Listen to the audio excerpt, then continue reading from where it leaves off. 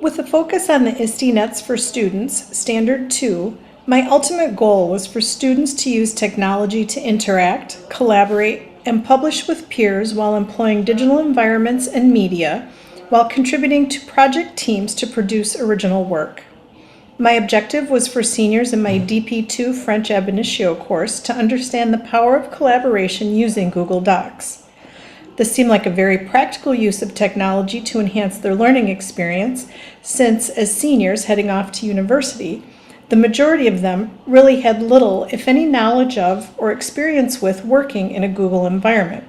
Therefore, they really had no idea how Google Docs could support collaborative group learning. Devices for this project were a slight obstacle. Initially, I wanted to use a class set of iPads. Because this was not approved by school administration, my option was to go with a BYOD approach. Students brought in their own devices, which included majority Apple devices, iPhones, iPads, MacBooks, and one lone Samsung Galaxy Note. I found it somewhat challenging to manage the support required for students using Google Docs on different devices. Google Docs seems to work best on a desktop or a laptop. Google Docs requires some finessing on the iPad, and the size of an iPhone screen just isn't practical for creating within a Google Doc. Much of my time was used to help students discover workarounds for using Google Docs on an iPad and just encouraging them to stick with it even though it was rather buggy to work with. In other words, I was working a lot as an IT support person rather than a French teacher. Even though I've experienced success in BYOD lessons in various classes, I do see BYOD as more of an obstacle that prevents a teacher from teaching and facilitating learning due to time spent troubleshooting tech problems. This was a multi-layered project. The first layer involved introducing students to Google Docs. For some, the first step was creating a Gmail account. Allowing students some freedom and flexibility to guide their learning seemed like a good option, as second semester can be a very hectic time for second-year IB diploma students for a multitude of reasons.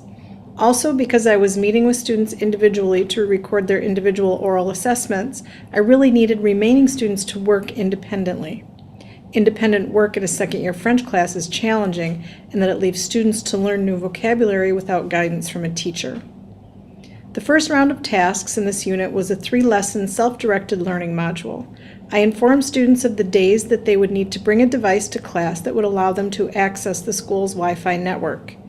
Also, prior to beginning the unit, I posted a short video on recycling in France for students to watch with the intention of exposure to vocabulary. I provided links to Google Docs using Edmodo as my main tool for communicating with students. This introductory environment unit included some simple vocabulary building activities for students that would allow them to work independently within the Google platform, and these activities were presented as a first foray into working with Google Docs. The skills the students would use in these activities were intended to be an introduction to those that they would need for the upcoming collaborative writing project. One assignment was to add slides to a collaborative vocabulary activity in which students each were expected to contribute 3 slides to an environment vocabulary slideshow. This particular assignment was intended to introduce students to the idea that they could create an assignment together that they could then use as a study guide in the future. Another assignment was a guided reading assignment that required students to copy a Google Doc assignment. The assignment included simple vocabulary building activities and links to 2 simple French articles with reading comprehension activities. Students were expected to share the completed assignment with me.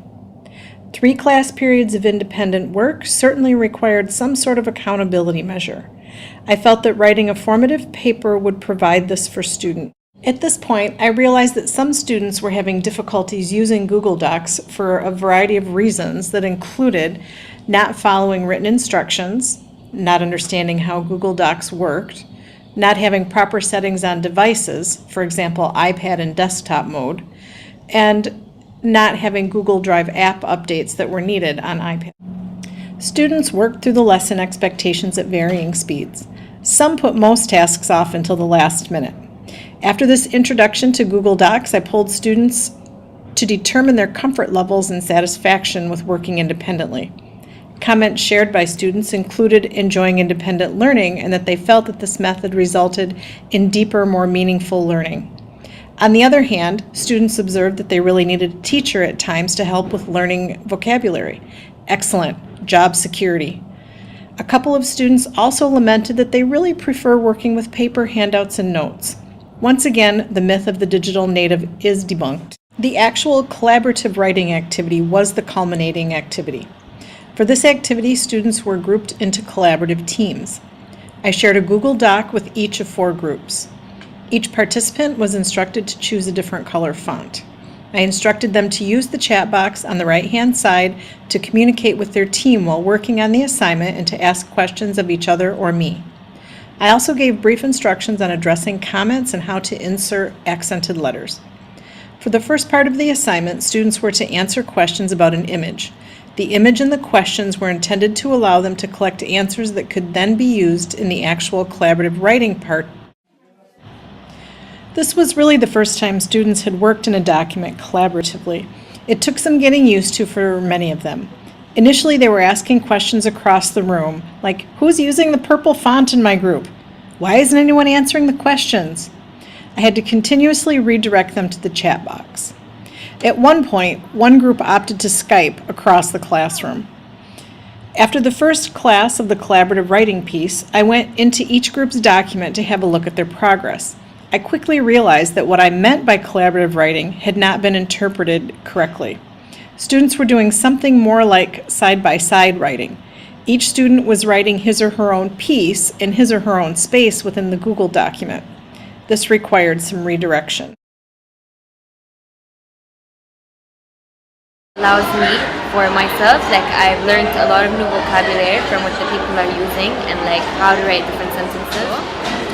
And but what I really learned is how to work well with other people and for example, like we are using the chat instead of talking, really. It's so much easier because like you don't have to keep emailing each other and like chatting or whatever because you already have the chat there and you have the document there.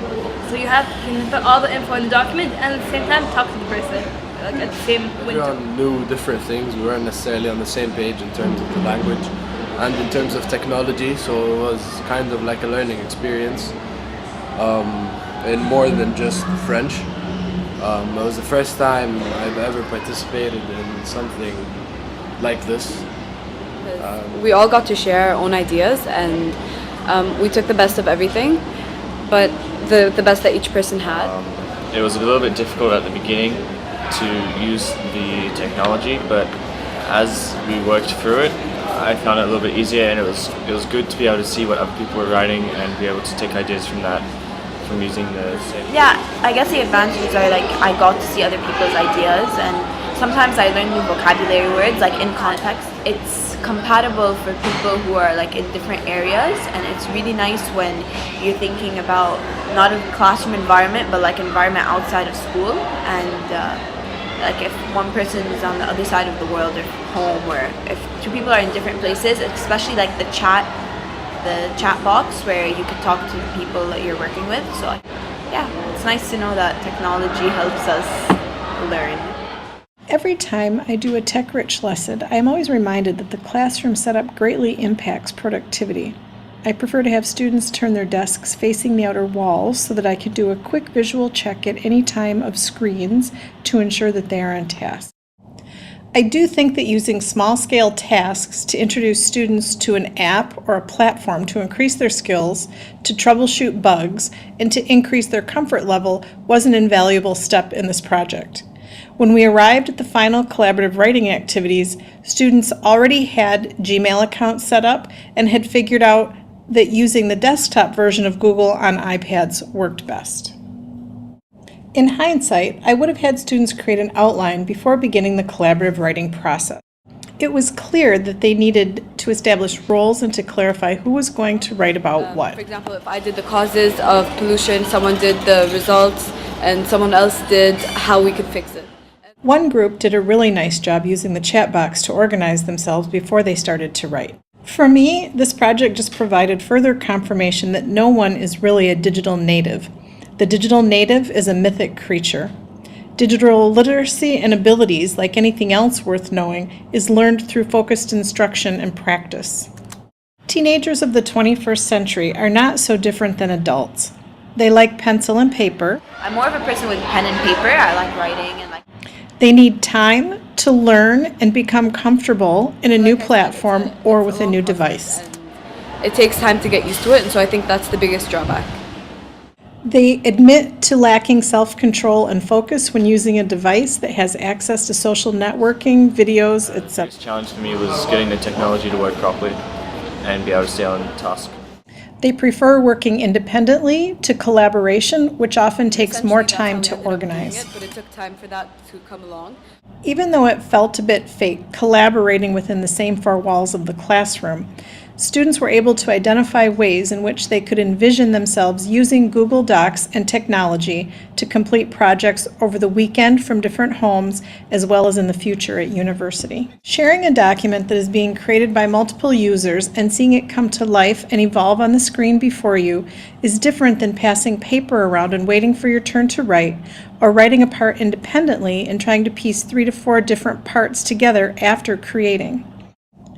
So this project did reach a state of redefinition, and that technology allowed for the simultaneous creation that really could not have happened without technology. I was definitely a tech geek wannabe prior to entering the COETAIL program. The directed coursework and the development of a robust professional learning network have provided me with a solid depth of knowledge about technology integration that is a fantastic support to the practical application of technology used to support student learning.